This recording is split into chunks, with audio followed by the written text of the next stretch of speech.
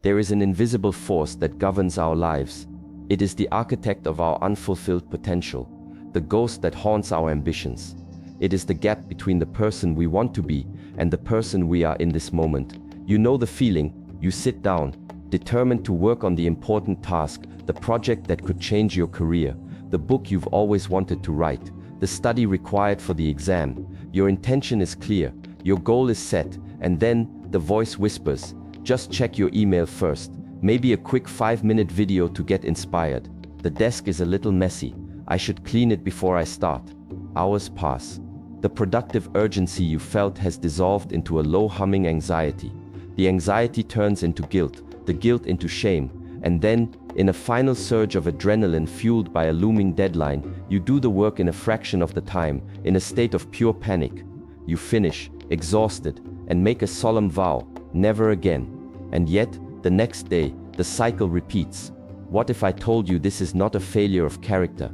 It is not a sign that you are lazy, undisciplined, or broken. It is the predictable result of a battle being waged inside your brain, a battle that you are biologically programmed to lose, until you learn to rewrite the rules of engagement. Today, we do not fight procrastination with willpower. We reverse engineer it. We find its source code, and we deactivate it. The first step in reverse engineering any system is to understand its core programming. The mistake we all make is treating procrastination as a bug. We think it's a flaw in our personal software that can be patched with a simple application called willpower or better time management. But procrastination is not a bug. It is a deeply embedded feature of your brain's ancient operating system. This operating system was coded millions of years ago for a world of immediate threats and immediate rewards.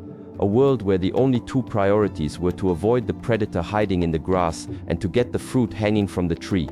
This ancient code has one prime directive: ensure survival by pursuing what feels good now and avoiding what feels bad now. Long-term planning was irrelevant. The concept of a deadline next Tuesday does not exist in this primal code. And this is where the conflict begins. Because your brain is not one single, unified mind. It is a complex system with competing drives. The battle of procrastination is a neurological turf war between two very different parts of your brain. On one side, you have the prefrontal cortex. This is the most evolved part of your brain, located right behind your forehead. Think of it as the master planner. It is the only part of you that can understand the future, set long-term goals, and comprehend the consequences of your actions. It is the voice that says, we need to finish this report to get the promotion. It is the CEO of you. On the other side, you have the limbic system. This is a much older, more primitive part of the brain that we share with reptiles and early mammals. Think of it as the primal guardian. It is the home of your emotions, your instincts, and your fight or flight response. Its only job is to keep you safe and comfortable in the present moment. It operates entirely on feeling. It cannot comprehend the future. It only understands good now or bad now. Procrastination is what happens when the master planner and the primal guardian are in direct conflict. The master planner says, writing this report will be good for our future. But the task itself feels difficult, boring, or perhaps you have some self-doubt. The primal guardian doesn't understand good for our future. It only understands the feeling of right now, and the feeling is uncomfortable, so it screams, danger, this feels bad, abort mission, find something that feels good immediately. This is where your willpower comes in. Willpower is the voice of your new, logical master planner. But the primal guardian is millions of years older, and its wiring is deeper and stronger. It controls your raw, emotional impulses.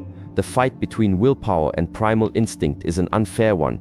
It's like a quiet, thoughtful librarian trying to reason with a panicked security guard who is convinced the library is on fire. The security guard will always win. It will drag you out of the library and force you to watch cat videos until the perceived danger of the difficult task has passed. This is why your promises to do better next time always fail. You are trying to win a battle of brute force that you are not designed to win. The secret, therefore, is not to develop more willpower. It is to understand the primal guardian's code. It is to learn specific techniques that calm the security guard. We must stop trying to overpower the system. We must learn to work with it.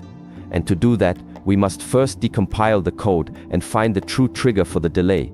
We have identified the combatants in the war for our attention. It's not enough to know that the hijacking happens. we must understand the specific line of code that triggers it.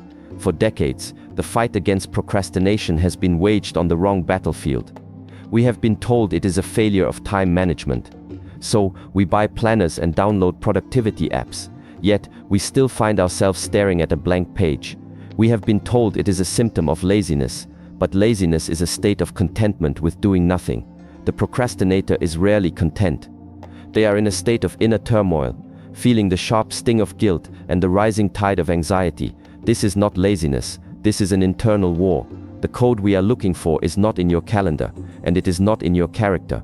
The true source code is hidden in your emotions. This is the groundbreaking discovery that has changed our entire understanding of procrastination. Leading researchers in the field, like Dr. Tim Pychyl of Carleton University and Dr. Foucher Siras of the University of Sheffield, have concluded through decades of research that procrastination is not a time management problem at all. It is an emotion regulation problem. Let me repeat that. Procrastination is an emotional issue. The source code that activates the primal guardian's hijacking protocol is the presence of a negative emotion associated with a task. When you are faced with a task that makes you feel bad, your brain's prime directive to avoid discomfort kicks in. Procrastination, the act of turning to a more pleasant activity, is your brain's crude, but temporarily effective, strategy to repair your mood in the short term. The delay is not the problem, the delay is the symptom. The underlying problem is the feeling you are trying to avoid. To decompile this code fully, we must identify the specific emotional triggers that the primal guardian is programmed to perceive as a threat. The first, and most common, is fear of failure. You look at the task, and your mind is flooded with what-ifs. What if I'm not good enough? The discomfort of potentially facing your own limitations feels so threatening that the primal guardian decides it's safer not to start at all. A more subtle trigger is fear of success. If you succeed, expectations will be higher. The pressure of that imagined future can be so intimidating that you subconsciously sabotage yourself by never starting. Another powerful trigger is sheer boredom. The task is tedious, monotonous, and lacks meaning. Your primal guardian sees this boredom as a threat and urges you to find something, anything, more interesting. Then there is frustration and difficulty. The task is complex, you don't know where to start, or you feel you lack the skills. Procrastination offers a quick escape hatch from this feeling of inadequacy. And finally, there is resentment. You don't even want to be doing this task. This feeling makes the task feel like a threat to your autonomy, and your primal guardian rebels by refusing to engage. Fear, boredom, frustration, resentment, these are the triggers. The procrastination is the brain's attempt to solve these feelings. And for a moment, it works. You get a small hit of dopamine from the distracting video. Your mood is temporarily repaired, but this creates a vicious cycle. The relief is fleeting. Soon, the guilt and anxiety return, stronger than before. This amplifies the negative feelings associated with the task, making it seem even more daunting. Your brain's solution has now become the primary source of your pain. But now, we have done it. We have reverse engineered the system. We have found the source code. It is a simple, primal command. If task a negative emotion, then execute delay, seek immediate mood repair. Now that we know the exact line of code we need to target, the next step is to write a patch. But first, we must discard the greatest lie we have been told about productivity, the myth that motivation precedes action. We wait to feel good, to feel inspired, to feel ready. For the procrastinator, this feeling will never come. The negative emotions tied to the task ensure it. You are waiting for the rain to stop before you build the roof. The master understands a fundamental truth. Action is not the child of motivation. Motivation is the child of action. You do not think your way into a new way of acting. You act your way into a new way of thinking. The script we will write is designed to be so simple, so non-threatening, that it slips past the watchful eyes of your primal guardian. It lowers the barrier to entry so dramatically that the avoid pain command is never triggered in the first place.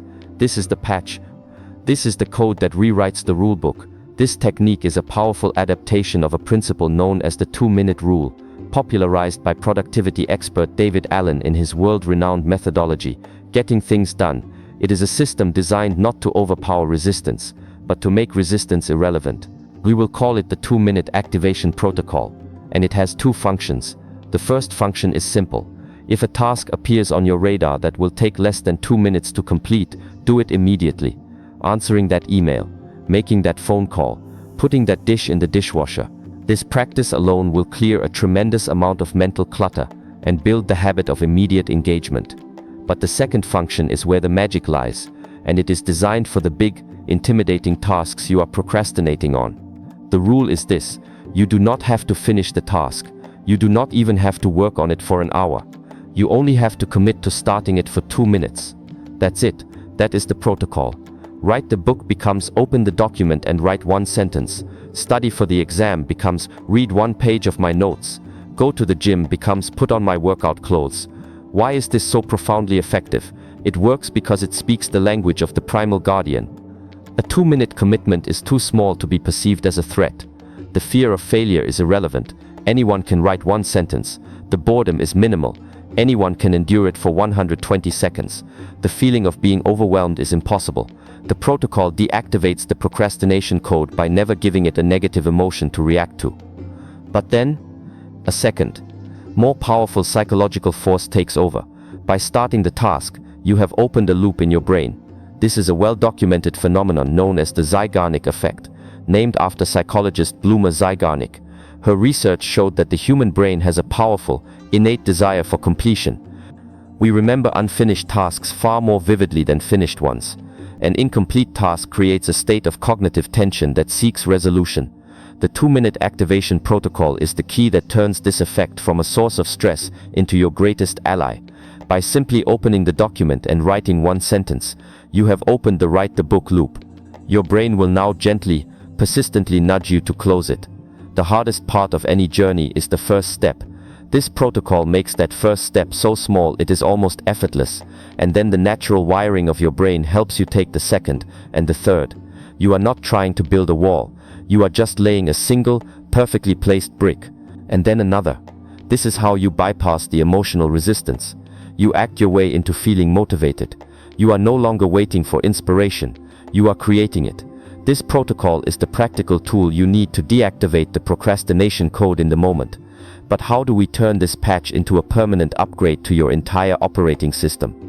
How do we go from deactivating procrastination in a single instance to building a new, default identity of discipline and action? That is the final step in our reverse engineering process. You now have the patch. You have the 2-minute activation protocol. A simple, elegant script designed to bypass the emotional resistance of your primal guardian and initiate action. This is the tool that wins the battle in the moment. But a true master is not interested in winning individual battles. They are interested in ending the war. Our goal is not just to have a patch we can apply over and over again. It is to integrate that patch so deeply into our core programming that it becomes the new default. Every time you successfully use the 2-minute activation protocol, you are doing far more than just starting a task. You are sending a powerful signal to your brain. You are actively participating in the physical process of rewiring your own mind. This process is known as neuroplasticity. For centuries, it was believed that the adult brain was largely fixed, but modern neuroscience has proven that this is false. Your brain has a remarkable ability to reorganize itself, to form new neural connections based on your thoughts and behaviors. Think of your brain not as a static blueprint, but as a living map that is constantly being redrawn. Every time you procrastinate, you strengthen the neural pathway for procrastination. You deepen the well-worn trail in the forest that leads to distraction. It becomes wider, clearer, and easier to travel down the next time. But every time you use the 2-minute protocol to take action instead, you are forging a new path. The first time, it is difficult, but the next time, that path is slightly clearer. With each repetition, you are physically carving a new superhighway for action in your brain. At the same time, the old, overgrown path of procrastination begins to wither from disuse. You are not just changing your mind, you are literally changing the structure of your brain, but it goes even deeper than that.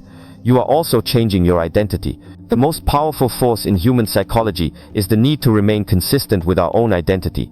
We do what we do because of the person we believe ourselves to be. The goal, therefore, is not simply to do disciplined things. It is to become a disciplined person. And how do you change your identity? With evidence. Every action you take is a vote for the type of person you wish to become. Every time you choose distraction, you cast a vote for I am a procrastinator. But every time you use the 2-minute protocol, you cast a powerful vote for I am someone who takes action. Every time you write 1 sentence, you cast a vote for I am a writer. Every time you put on your running shoes, you cast a vote for "I am a runner." These are small votes. They may seem insignificant on their own, but they begin to accumulate. They provide your brain with undeniable proof of your new identity. And once your primal guardian begins to believe that your identity is that of an action taker, it stops fighting you. Action is no longer a threat to your comfort zone. It is your comfort zone. This is the compounding effect. The results are not linear. Like money in an account earning compound interest, the small wins begin to build on each other, growing at an exponential rate. 2 minutes of action becomes 10. Completing one small task builds the confidence to tackle a bigger one. This creates a positive upward spiral of motivation, accomplishment, and self-belief, the direct opposite of the procrastination doom loop. We began this journey as prisoners, slaves to an ancient code we did not understand. We believed we were broken, lazy, or undisciplined, fighting a losing battle against our own nature. But we have reverse-engineered the system. We learned that the battle was never against our character, but against the primal wiring of a brain designed to protect us. We decompiled the code and found its source. A simple, misguided attempt to regulate our emotions by avoiding discomfort. And then, we rewrote the script. We created a protocol not of force, but of wisdom. A simple, 2-minute action that speaks the language of the primal mind and turns the entire system to our advantage. So, the next time you feel it, that familiar pull towards distraction, that heavy feeling of resistance before a great challenge, I want you to pause. And instead of labeling it procrastination, I want you to give it its true name, a signal. It is no longer a stop sign. It is a starting bell.